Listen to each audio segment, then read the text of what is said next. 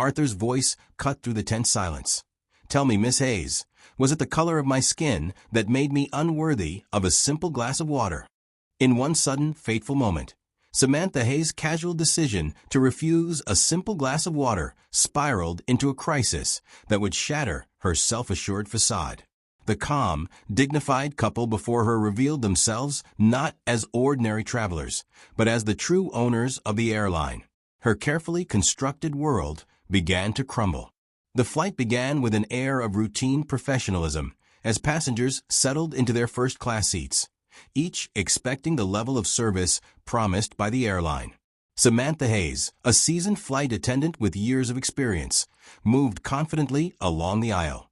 She carried herself with an assured precision that came from knowing exactly which passengers warranted her attention and which did not. In her eyes, the neatly dressed travelers in front of her fit the standard mold of high-profile clientele: business leaders, celebrities, politicians. However, when her gaze landed on an unassuming elderly couple quietly seated in the far corner of first class, something in her instinctive judgment shifted. Arthur and Lillian Moore exuded an understated dignity that was impossible to ignore, even if their appearance was more modest than the flamboyant displays of wealth often seen in first class. Their quiet presence and gentle mannerisms set them apart without any overt announcement of importance. It was this very difference that led Samantha to decide, almost imperceptibly, that their request was less urgent. When Arthur softly asked for a glass of water, a request so simple that every other passenger received prompt service, Samantha's response was curt and dismissive. With barely a pause, she explained that water was not available at that moment, her tone cool and her expression betraying a trace of disdain. As the flight progressed, Samantha continued her routine service with the same practiced detachment, seemingly oblivious to the tension building in the cabin. Emily Carter, a junior flight attendant who had quietly observed the interaction, felt a nagging discomfort with the way the couple had been treated. While Samantha flitted between passengers with unyielding certainty, Emily's growing concern was punctuated by subtle glances toward Arthur and Lillian. There was an unmistakable disparity in the treatment received by those who fit Samantha's preconceived notion of priority and those who did not. Minutes ticked by as the cabin buzzed with low conversations and the clink of glassware. Samantha's confidence began to falter ever so slightly when a series of discreet messages emerged from a couple. Arthur, without raising his voice, had initiated communication with operations, a silent alarm that rippled through the flight's hierarchy. Unbeknownst to Samantha, the couple held a power far beyond that of a regular traveler.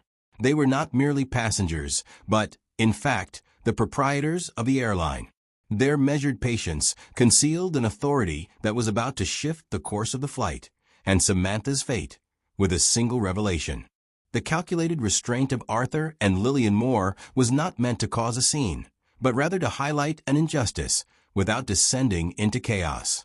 Their quiet patience masked a deeper power, one that would soon bring an unexpected reckoning. In the cockpit, Captain Richard Holloway and his co-pilot received an unusual alert, a direct report concerning the treatment of two first-class passengers. The message carried weight, and the captain's reaction was swift. His voice, calm yet resolute, echoed through the comms as he relayed a firm directive to the cabin crew. "We have priority passengers on board," he stated, his words layered with an unspoken warning. "Ensure they receive the service they are entitled to, immediately." Samantha Hayes, oblivious to the chain of events unfolding beyond her control, carried on with her routine until the sharp ring of the in-flight phone shattered her illusion of authority. Captain Holloway's voice on the other end was composed, yet unmistakably firm. "You will personally ensure the comfort of Mr. and Mrs. Moore," he instructed. "No further delays. Do I make myself clear?" The weight of his words sent a chill through Samantha. A misstep here would not just cost her the flight, it could cost her everything. Passengers, once absorbed in their own affairs, began to notice the subtle shift in atmosphere. Whispers rippled through the cabin as Samantha, her usual confidence faltering, approached the elderly couple once more. This time, she carried a glass of water. Her voice, once laced with quiet authority, now carried a forced politeness. "Mr. Moore, Mrs. Moore, here is your water. My apologies for the delay." Arthur accepted the glass without immediate response, his gaze steady. But his next words, though spoken gently, held the weight of something far heavier. "Why did every other first-class passenger receive immediate service, while we were ignored?" The question, simple yet damning, cut through the air like a blade. It was not a demand for an apology. It was a demand for truth. Samantha hesitated. Her mind raced for an acceptable answer, but none existed. There had been no logical reason, only a momentary judgment, a subconscious bias that had guided her actions without her even realizing it. And now, the consequences of that judgment were laid bare for all to see. Emily Carter, standing nearby, exchanged a glance with Samantha, a look that carried both disappointment and understanding. It was a silent acknowledgment of the failure that had occurred. This was no mere oversight. This was a failure of perception, of fairness, of the very principles that first-class service was built upon. As the murmurs in the cabin grew, Samantha felt the walls closing in. Every glance, every hushed conversation, felt like a verdict being passed. The moment had spiraled beyond a mere lapse in service. This was a reckoning. And then, the final blow landed. The in-flight phone rang once more, but this time, the name on the caller ID sent a jolt of fear through Samantha. Everett Moore, founder of Moore Aviation, Arthur's father, the man who, in a single call, could decide the fate of her entire career. The treatment Arthur and Lillian Moore had received was no longer just about a service lapse. It had become a defining statement about the values upon which the airline was built: integrity, fairness, and respect for every individual, regardless of appearance or preconceived notions. The voice on the other end of the line, Everett Moore himself, the founder of Moore Aviation and father of Arthur, was measured yet unwavering. His inquiry was not just about one moment of negligence. It was a direct challenge to Samantha Hayes' entire approach to service. "Tell me, Ms. Hayes," Everett's voice was calm but firm, "was this an isolated oversight, or do you routinely decide who is worth your attention?" Samantha felt the air grow heavy. The weight of her choices, so easily made in the moment, now bore down on her under the scrutiny of the very man who embodied the airline's highest standards.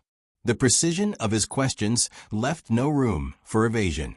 Every justification she grasped for crumbled before she could even speak it. Everett's directive was clear.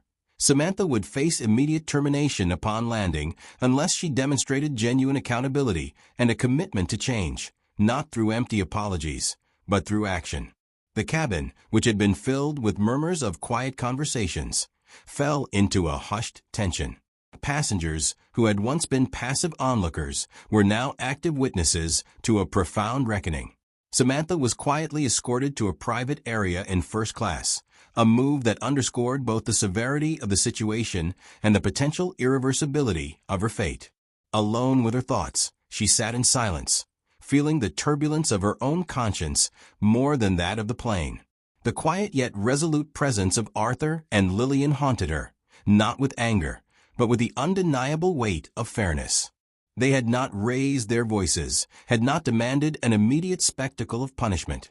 Instead, they had held up a mirror, forcing her to confront the reality she had long ignored.